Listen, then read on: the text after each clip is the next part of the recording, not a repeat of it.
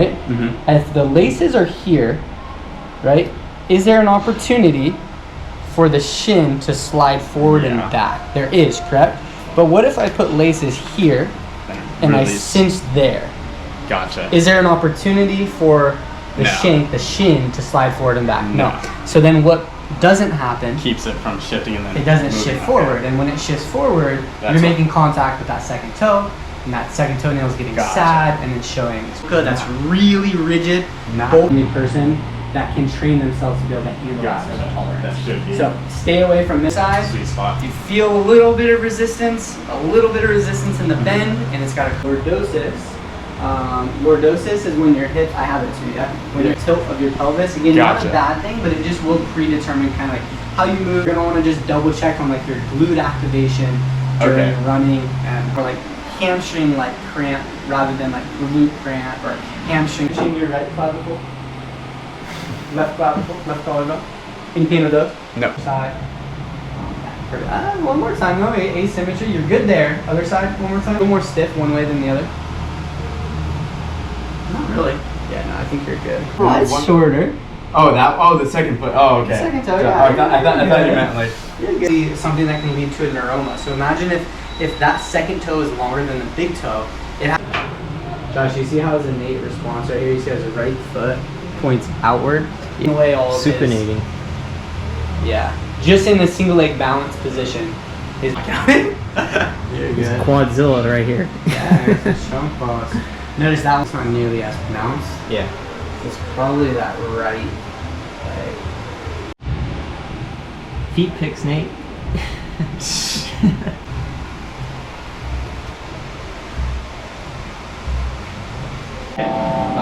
gonna cruise like 2-3 minutes, 6 miles an hour. That's about a 10-minute pace.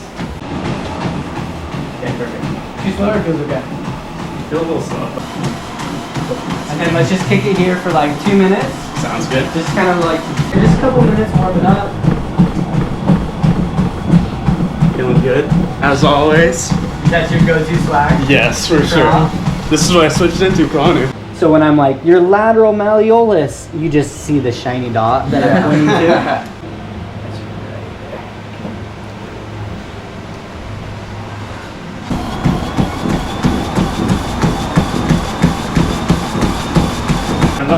no, you're good, you're good.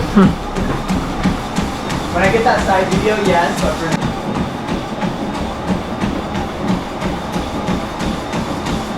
your view, we're gonna look at the knee.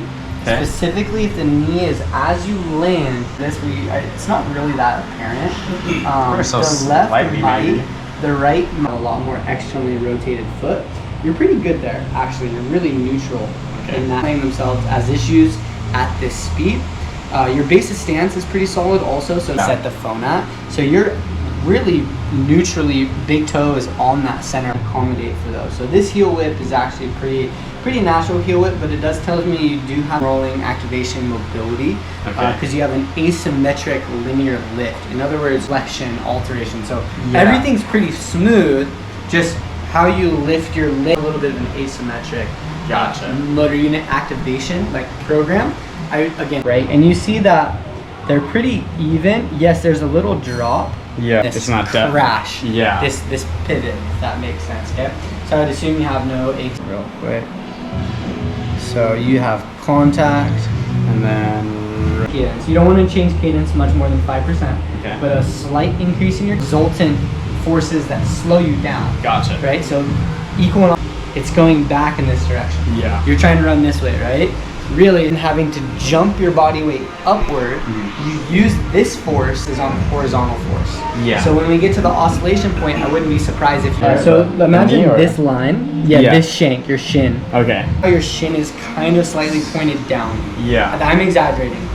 Gotcha. That makes sense. Okay. So this is decreased hamstring activation. Terminal hip extension. This is likely caused by your lordotic curve of your hip, or it's going to be like low back impingements, low back pain. The forward lean position. Okay. So what's going to happen is as you lean forward, it's really from that pattern. We want to shift this, so this is neutral. That fatigues neutrally over time. Okay. If that makes sense. You're putting a lot of extra stress onto your. They're going to be the first little buddies to get tired. Gotcha. If that makes sense. Just based on that lumbar. It's a couple inches. It's not bad. No. Okay. It's not. It's really not bad. I thought it was gonna be a lot worse. Where you're at. Okay. But we do still want to get the cadence. Bring it down. Altered a little bit. Yeah. A lot and run without a proper dynamic. That's when you might start to get tapering. Feeling like this was hurting then probably. Yes. Okay. Because you're kind of intense but short. Yeah. And then Gotcha. But again, hamstring is going to be hip flexor stretch. So from there, rotate your hips so they're neutral. So rotate your right hip flexor. Yeah. Okay. That is going to be a really important stretch because you shouldn't feel it in your hamstring at all. Okay. You should not feel that in your hamstring whatsoever. Okay. So synergistic dominance is when the hamstring is doing the glutes job. Try to really open up the hip without letting that right cheek when you hit the throttle. Yeah. And then all of a sudden, I gave you another 30%. Yeah. Gotcha. So me transitioning, pushing you to open up your only make you faster and more efficient. Gotcha. Does that make sense? That makes sense. You're like unlocking. I wouldn't be surprised if you have like a fast track session and you, if that makes sense. Yeah, that makes sense. Like we're gonna do 200, 400 repeats. Yeah. But you're gonna burn out because you're only using the hamstring. Like the hip. No, I get it. You're literally not using your butt at all. Yeah. And the reason like you got really efficient is because of your butt. Okay. And so you're in this, I'm like exaggerating. Yeah. It doesn't work, right? Like what do you mean? Try right there without moving your hips. Can you pump, Nate? I am excited? Super pumped. Excited. All right. Next try. Fire, waiting on What are you trying to do? What was that? Down to earth grocery? Yeah. Nice. And then I got fire testing on July 20th, which I'm really kind on. Fire test. Watch say your Vo2 Max is 56. okay. We'll see how it compares. 50. There you go. You're fired up. I am fired up. Go until you can't run anymore. See if that happens. Yeah. Not since our. If I plug this, do you suck in? Yeah. Any air leaking anywhere? I want to say no. 3 minutes, it's gonna go up, okay? You're gonna be at a 1% grade. That basically makes it. Anytime you need to stop, you don't tell me.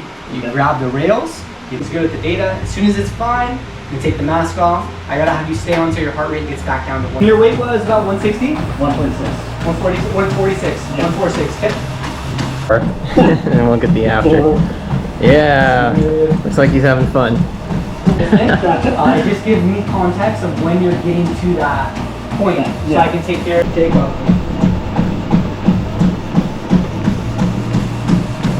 Yeah, now we're getting into it. Okay, 9.8. Useless button.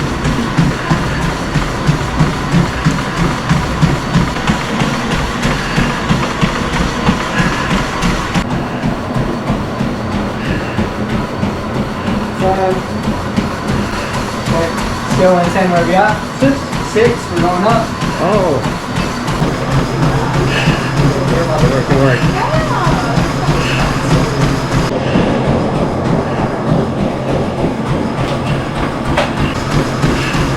Heart rate came off. That's Yeah. 194 and it came off. a lot longer than most came above threshold. That was really solid. That makes sense. Your highest single breath. Yeah, exactly.